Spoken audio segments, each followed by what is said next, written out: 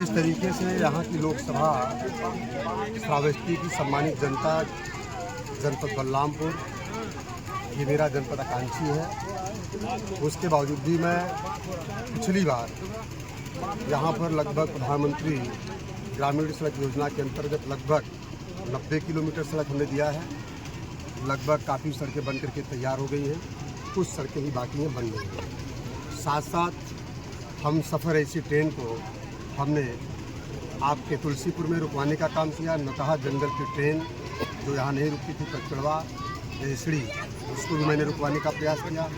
और स्वास्थ्य को देखते हुए एक मेडिकल कॉलेज जो अपने यहाँ बलरामपुर में नहीं था, उतरौला रोड पर बलरामपुर में हमने एक मेडिकल कॉलेज की मांग की थी और मेडिकल कॉलेज भी बन करके तैयार हो गया। साथ साथ इस तरीके से नवोदय विद्यालय, केंद्रीय विद्यालय में जहाँ तक हमारे बच्चे की जो संख्या पहले हुआ करती थी, हर एक विद्यालय में 40 बच्चों का एडमिशन होता था, उसको हमने प्रयास किया 40 के स्थान पर श्रावस्ती और बलरामपुर दोनों जनपदों में केंद्रीय और नवोदय में 40 बच्चों के स्थान पर मैंने 80 बच्चों को कराने का कार्य किया। इस तरीके से तमाम PWD की सड़कें हैं, हम लोग देने का काम कर रहे हैं और पूरा प्रयास कर रहे हैं कि यहाँ जिस तरीके से बड़ी बड़ी नदियों का क्षेत्र है, नालों का क्षेत्र है, यहाँ काफ़ी सड़कें बनती हैं और बार बार टूट जाती हैं, लेकिन उसके बावजूद भी हम प्रयास करते हैं।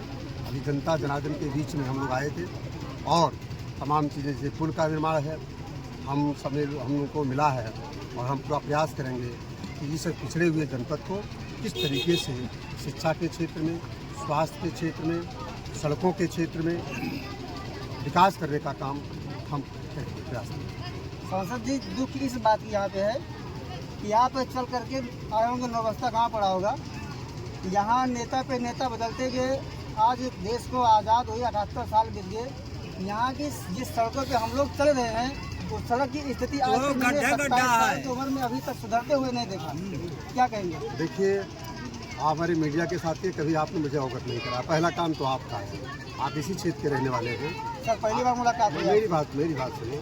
अब आप मीडिया के साथी हो करके अगर इस बयान को आप दिखा रहे हैं और पूछ रहे सवाल, जब अपने सांसद से आप नहीं मिल पाएंगे, अपने क्षेत्र की समस्या को नहीं बता पाएंगे, और पहली बार मैं एक बरही कार्यक्रम में चौहान जी के यहाँ आया हूँ और संजोग से आप यहाँ मुझे मिल गए और रात में मिल गए, तो कम से कम अब आपके चैनल पे मुझे इस बात को कहने में थोड़ा सा कष्ट भी हो रहा है कि आपको न मिला। जब आप मीडिया वाले हमसे नहीं मिल पाएंगे तो क्षेत्र की जनता अगर नहीं मिलेगी तो विकास संभव कैसे होगा। जब आप एक मिनट मेरी बात सुन तो लीजिए भाई, कहने तो दीजिए, आप ही के सवाल में कि आज पहली बार मुलाकात, आपने खुद बयान किया कि पहली बार मेरी मुलाकात हो रही है। मेरा नंबर वही है, पुराना नंबर। मैं पिछली बार ही आप लोगों ने जिताया और फिर आप लोगों ने जिताया, फिर आप कहेंगे 5 साल के बाद हम नहीं मिल पाए, तो आप मिलिए, जो भी क्षेत्र की समस्या हो लेकर के मुझे दीजिए। हमारा पूरा प्रयास रहेगा, क्योंकि हम लोग विपक्ष के सांसद हैं, ना तो सत्ता हमारी है, लेकिन जनता ने हमें विधायक भी बनाया। राकेश यादव यहाँ के विधायक हैं और मैं यहाँ का सांसद हूँ। जो भी प्रयास में सत्ता शासन को, चाहे वो देश की सरकार हो, चाहे वो प्रदेश की सरकार हो, अभी हमने खादर बेल्ट को लिया, अभी आपने गाँव को सुना होगा, हमारे चैनल के साथी हैं आप। अभी हमने राप्ती नदी के दोनों किनारों पर बंदे की बात की है सदन में, और इस बात को भी कहा है कि तमाम घर जो राप्ती नदी के किनारे बह जाते हैं, सरकार जो प्रदेश की सरकार है 1 लाख, 2 लाख, 2.5 लाख दे करके फ्री कर लेती है। और उसके लिए भी मैंने भारत सरकार से डिमांड की है कि कम से कम जिस गरीब का घर राप्ती नदी में बह जाता है उसको कम से कम 20 लाख रुपये दिया जाए।